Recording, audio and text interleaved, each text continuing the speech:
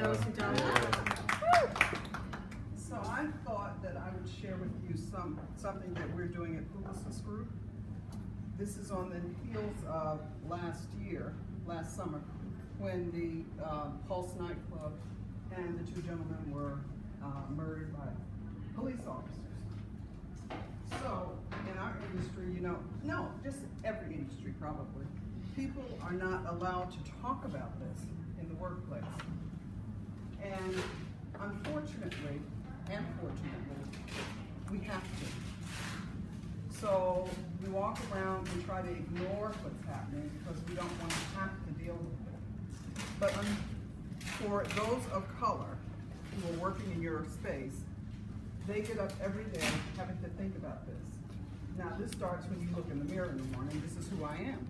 So I was sitting in my office, a gentleman came and he said, I cannot work. I am with people in meetings and they're laughing. Like, these two men just got shot.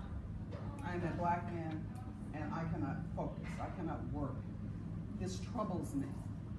It's not to say that they shouldn't laugh, but it is to say, do you know what the frick is happening? Do you understand what's happening? Our world, and I do mean our world, has changed. And the election of 45 has changed everything about all of us. There's some who want to justify his existence, and there's some who want to just throw up. We, as a collective group, and when we met, I've heard a lot of stories from my white colleagues. I've heard a lot of stories from people of color. But I want to tell you that when this happened, this young man said, can we meet? Because I need somebody to hear me. And so that afternoon, we arranged a meeting. We sent an email out. I was in the Boston office of Digitas. So they sent an email out and said, we're going to just meet. And so when we met, it was a group of about 30 people came. It's voluntary. The stories that people told about who they are, the first question you ask is, so why did you come? And the answers that you get are certainly varied, but people want to talk to each other. And they want to talk to each other in what we called it safe space. And safe space was to say that there will be no litigation if things come up in this room. In those conversations, people began to learn things about each other. So my journey is not the same as your journey. Your journey is different every day than mine. I come from a different place. The exercise we did earlier was quite counterintuitive. Because when you talk about what's common, there are a lot of things that are uncommon. And you actually need to know that. So being the dominant group, sometimes you feel like you don't need to because you're in control. But that's not true because the world has changed.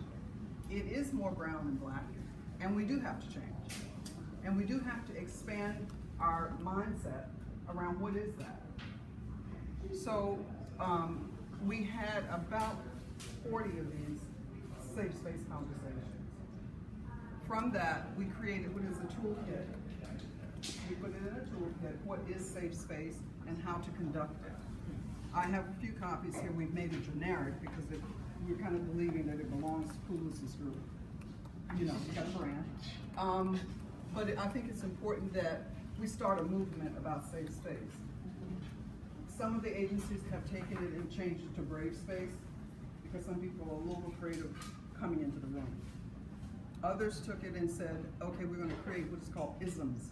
So that is books that are facing racism, homophobia, the subject matters of ism. And they read the books, they come, and then that way you have a little bit of a buffer so people can actually express and have questions about these subject matter. I think it's real important that if we are to change and we are to accept people as they are, you've got to know who people are. You got to know their journey.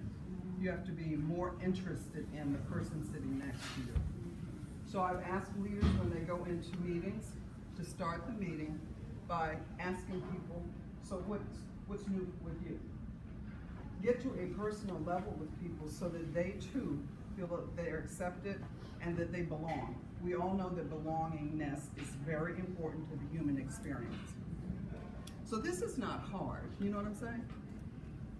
And if you allow it to continue, people will really appreciate it, which they have said. They do appreciate these conversations.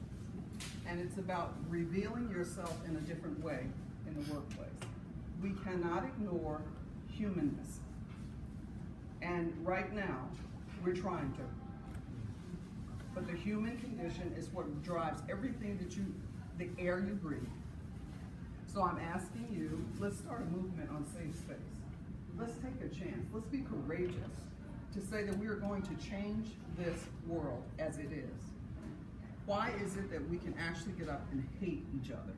I do not know. I beg you to think about how people are feeling in the room. So when you're in rooms where it's predominantly white, ask yourselves why. Now you think about going to church. You talk about going to church. We are separated in religion. Now what is that? Because it's supposed to be about us bringing ourselves together. So I have these that I'm happy to share with you.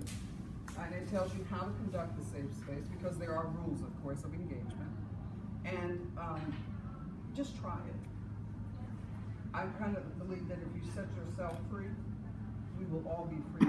So that's my